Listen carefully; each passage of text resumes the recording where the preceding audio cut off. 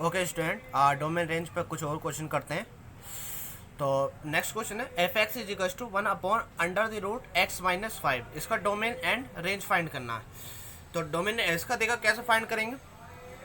जो भी चीज़ें हमें पता है स्क्वायर रूट में लिखी हुई है वो क्या होगी, पॉजिटिव आएगी। ठीक है, यहाँ पे जीरो नहीं हो सकती जो नीचे लिखी है स्क्वायर रूट में। अगर वो जीरो आ गई तो क्या हो जाएगा, 1/0 अनडिफाइंड हो जाएगा। तो इसका मतलब क्या हुआ, जो इसके अंदर चीज़ लिखी हुई है वो केवल जीरो से बड़ी होनी चाहिए, ना कि जीरो के इक्वल भी होनी चाहिए। ठीक है, तो x-5 की जो वैल्यू है वो क्या होनी चाहिए, इसको डिफाइन करने के लिए एफ एक्स को x-5 की जो ये वैल्यू क्या होनी चाहिए, ग्रेटर देन जीरो होनी चाहिए। तो x की वैल्यू यहाँ से क्या आ जाएगी, ग्रेटर देन 5। ठीक है, तो डोमेन क्या आ जाएगा, ये कह रहा 5 से बड़ी होनी चाहिए, लेकिन 5 नहीं आना चाहिए उसमें। तो कौन सा वो यूज़ करेंगे, ब्रैकेट ओपन इंटर वाला। ठीक है, 5 से लेके 5 से बड़ी कहाँ तक, इन्फिनिटी तक। ये आगे इसकी डोमेन। रेंज निकालनी है। अब रेंज निकालने के लिए क्या करेंगे, यहाँ पर देखो दोबारा से x-5 की जो वैल्यू है हमें पता है। रेंज निकालने के लिए मैं बता रहा हूँ, इसकी वैल्यू जीरो से बड़ी आई है, वो कहाँ तक जाएगी, इन्फिनिटी तक जाएगी, ये तो हमें पता है। अगर मैं सब जगह अंडर द रूट ले लूँ तो क्या आएगा मेरा, कोई फर्क नहीं पड़ेगा, ये जीरो ही रह जाएगा। इन्फिनिटी का रूट इन्फिनिटी रह जाएगा। जब 1 करते हैं तो मैंने बताया था ये वाला पहला आ जाता है, यानी 1/इन्फिनिटी, क्योंकि मेरा जो ओरिजिनल एफ एक्स है मुझे उसकी फॉर्म में बनाना है।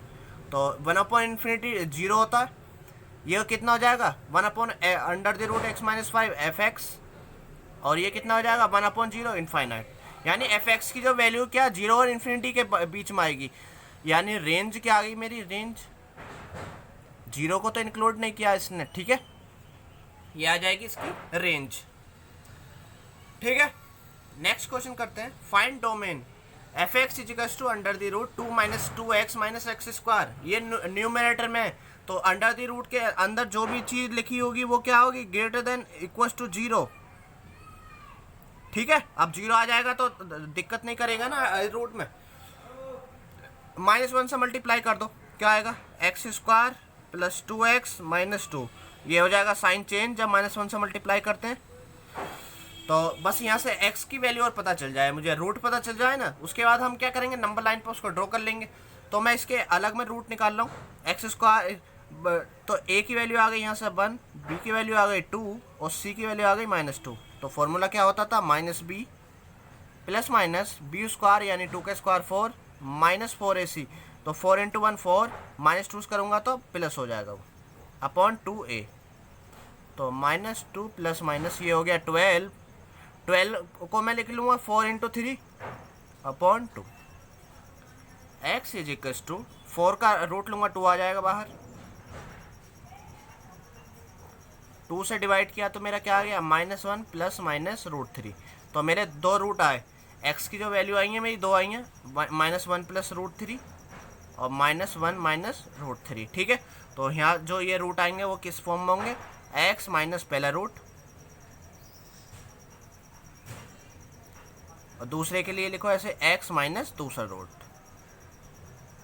इसकी वैल्यू क्या होनी चाहिए, लेस देन इक्वल टू 0। ठीक है, बस इसको नंबर लाइन पे ड्रॉ कर लो।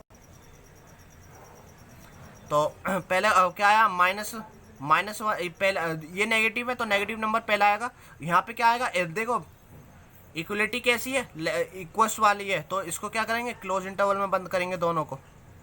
तो -1 माइनस √3 पहला आएगा और दूसरा कितना, -1 प्लस √3।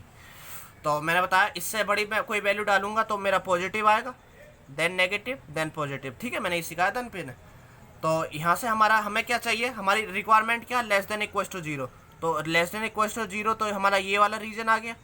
तो इसका मतलब डोमेन क्या आ गई हमारी, -1 माइनस √3 और -1 प्लस √3। ठीक है, ये आ गई हमारी डोमेन। इस तरह से निकालनी थी। ठीक है, नेक्स्ट देखो ऐसे ही f x is equal to √x + 3 2 - x और x - 5। तो जो भी चीज़ रूट के अंदर लिखी हुई है वो क्या होनी चाहिए, ग्रेटर देन इक्वल टू 0। लेकिन साथ ही इसने एक चीज़ और देख ली हमने, डिनोमिनेटर में आ रहा क्या, 2 - x और x - 5, तो और वो क्या होना चाहिए, ये 0 नहीं होना चाहिए। अगर ये 0 हो गया इनमें से कोई सा भी एक, तो 1/0 काम खराब कर देगा, ठीक है। तो यहाँ से हमने x की वैल्यू निकाली, x की वैल्यू ना तो 2 आनी चाहिए और x की वैल्यू ना तो 5 आनी चाहिए, ठीक है। जो हमारा डोमेन आएगा उसमें से हमें 2 और 5 को तो हटा देना है। तो इसको जब सोल्व करेंगे, यहाँ पे 2 - x लिखा, तो यहाँ से -1 की मल्टीप्लाई कर दो। सबको पहले x होता है जब इनइक्वलिटी लिखते हैं, ठीक है, तो इनइक्वलिटी का साइन चेंज हो जाएगा। अब इनको नंबर लाइन पे ड्रॉ करो। पहला रूट आएगा, यहाँ से आएगा -3, ये 2 5, तो -3 वाले को लेना है, तो -3 वाले को लेना। क्यों, अगर मैं -3 लेता हूँ तो ये 0 आएगा, 0 0 के इक्वल होता है। 2 और 5 नहीं लूँगा मैं, 2 और 5 को अगर मैंने ले लिया तो काम खराब कर देगा, ठीक है। तो 2 और 5 पे मैं क्या करूँगा, ओपन इंटरवल अगेन, बस इस वाले इसमें देखो 5 से बड़ी कोई वैल्यू डालो। अगर 6 डालोगे तो मुझे मिलेगा पॉजिटिव।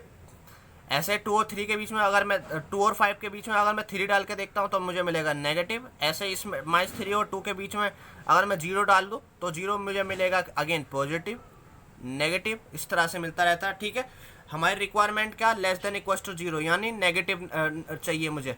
तो नेगेटिव कौन कौन से रीजन है, एक तो ये वाला और एक ये वाला, जिसमें -3 को लेना है, ठीक है मुझे।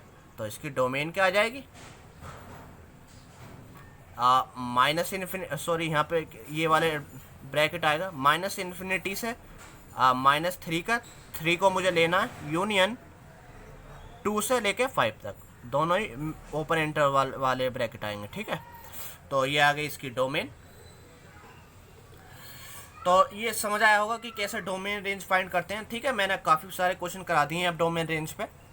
इसके बाद से हम कुछ स्पेशल फंक्शन पढ़ेंगे, जैसे greatest integer function, log function और मॉडुलस फंक्शन, इन पर बात करेंगे नेक्स्ट है, उनकी डोमेन रेंज पर देखेंगे बात। उससे पहले कि एक ये होमवर्क है, होमवर्क प्रॉब्लम, 2 होमवर्क प्रॉब्लम है। पहली है f(x = α(x) / x + 1, x की वैल्यू -1 तो होनी चाहिए, वैसे भी हमें पता है x = -1 डाल दूंगा तो f(x) एग्जिस्ट नहीं करेगा, ठीक है, अनडिफाइंड हो जाएगा। तो हमें वैल्यू अल्फा की वैल्यू क्या होगी, जब अल्फा की वैल्यू बतानी है हमें ये गिवन है f(x) = x हो, तो ठीक है, f(x) = x हो तो अल्फा की वैल्यू क्या होगी। तो मैंने बताया था कि इसको कैसे सोल्व करते हैं, ठीक है। तो पिछले वाली वीडियो देखी होंगी, तो सबसे पहले वाली तो मैंने उसमें बताया था कि इसको कैसे सोल्व करते हैं। यहाँ पे ये वाली वैल्यू सोल्व करेंगे और x के इक्वल कर देंगे यहाँ से, और तो क्या करेंगे, अल्फा के लिए सोल्व कर लेंगे, तो अल्फा की वैल्यू कुछ आ जाएगी। सेकंड, इसका डोमिनेंट रेंज बताना है मुझे, f(x) = ax - b / cx - d। यहाँ पे क्या ABCD जो है ये कॉन्स्टेंट है, ठीक है, इनसे कन्फ्यूज नहीं होना। x हमारा वेरिएबल है, ABCD क्या हमारे कॉन्स्टेंट है। तो इन दोनों का आंसर आप कमेंट में मुझे बताएंगे। मैं अगर आपने कोई मिस्टेक की है मैं वहीं पर आपका डाउट क्लियर कर दूंगा। वैसे कोई डाउट नहीं आना चाहिए क्योंकि मैंने इतने सारे क्वेश्चन करा दिए हैं इन दोनों पे से रिलेटेड। ये तो विदिन 30 सेकंड में हो जाना चाहिए, हर एक का क्वेश्चन मैं समझ सकता हूँ, ठीक है। तो इस वीडियो में इतना ही। नेक्स्ट वीडियो से हम स्पेशल फंक्शन पर बात करने वाले हैं, तो मिलते हैं नेक्स्ट वीडियो में। Okay, thank you.